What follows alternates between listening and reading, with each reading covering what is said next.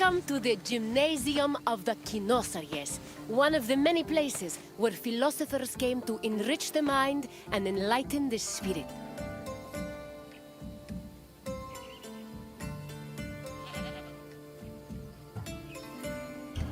There is no better setting for learning than in a quiet place far away from the commotion of the city.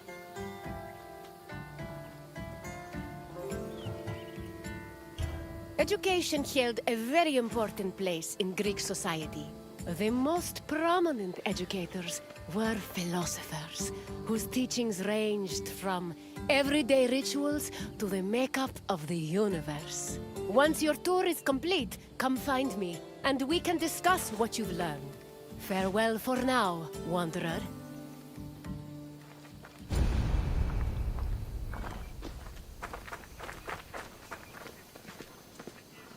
Philosophy comes from the Greek word philosophia, or love of wisdom.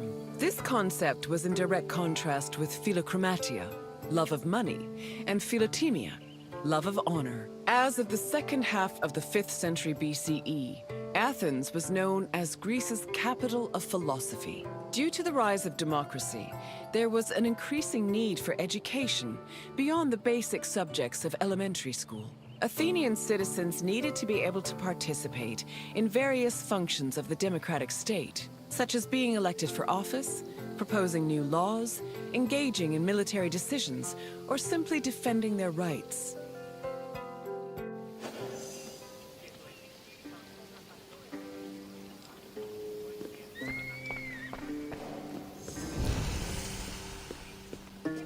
Originally, Athens had no official school buildings for higher education. Sophists and philosophers taught either in private homes or in public spaces like the theater. To recruit young pupils for long-term curricula, they also held classes in gymnasia, where young Athenians underwent physical training. The Cynosarges was a sanctuary to Heracles, located in the south suburb of Athens. At the beginning of the 4th century BCE, Antisthenes used this sanctuary as a teaching spot for his school of philosophy, the aptly named Cynicism.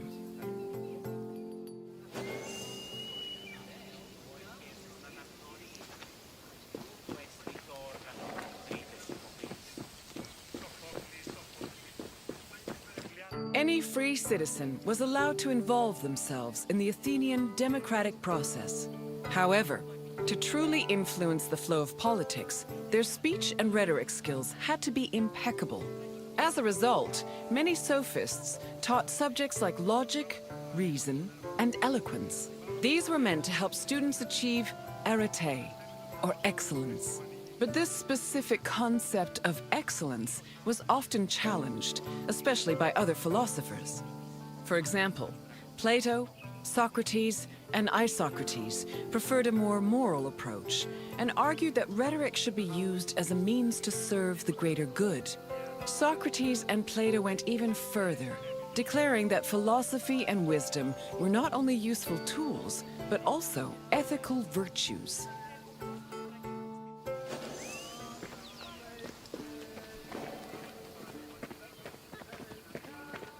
Ancient Greek philosophy was multidisciplinary in nature.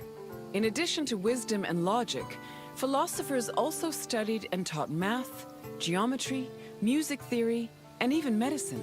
For example, the philosopher Prodicus wrote a treatise called On Human Nature, where he outlined various explanations on human physiology. Philosophy's influence was also great enough to affect medicine.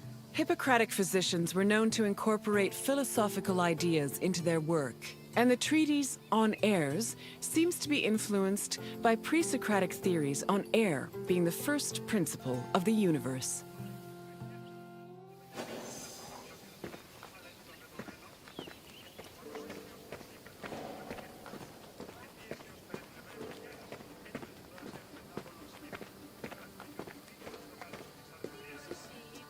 The famed philosopher Socrates had an ambiguous relationship with sophists.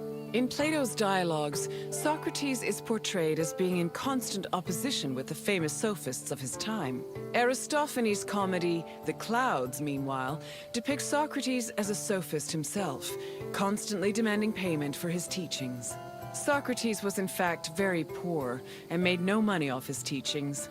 He also differed from the sophists in that while they only taught aristocratic youths, Socrates taught everyone, regardless of station.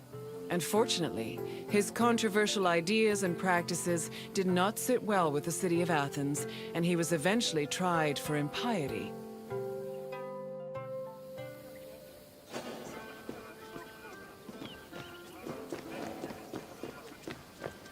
Philosophy was not only a collection of ideas, but a way of life. According to philosopher Pierre Hadot, his ancient counterparts had a daily regime of spiritual exercises to combat their passions, doubts, and illusory beliefs. These exercises included meditation on death, contemplation of nature, or speaking with a friend or mentor. Philosophers also followed specific dress codes and diets. They were also part of a community of masters and students.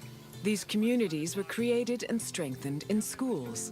Plato founded such a school in the early 4th century BCE, when he purchased a property in a grove just outside of Athens.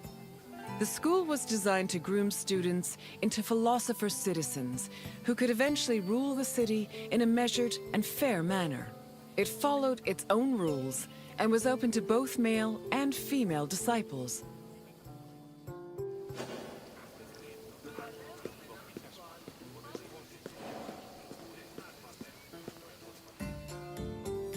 I can tell by the crease in your brow that you're already puzzling over the new things you've learned. Don't be embarrassed. Even the wisest among us need to ask questions before they search for answers. Is there anything else you'd like to do?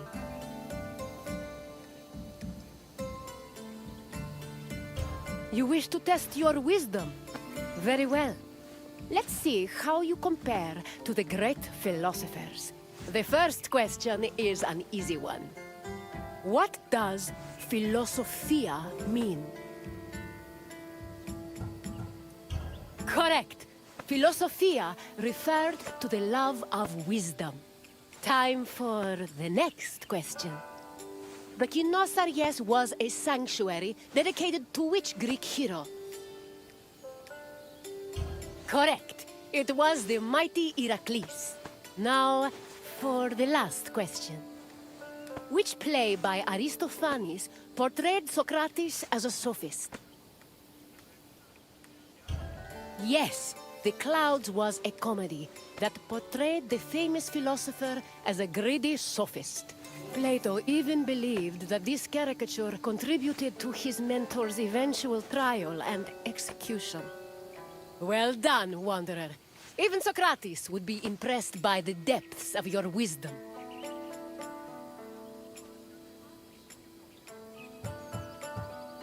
As you wish, Wanderer. Safe travels.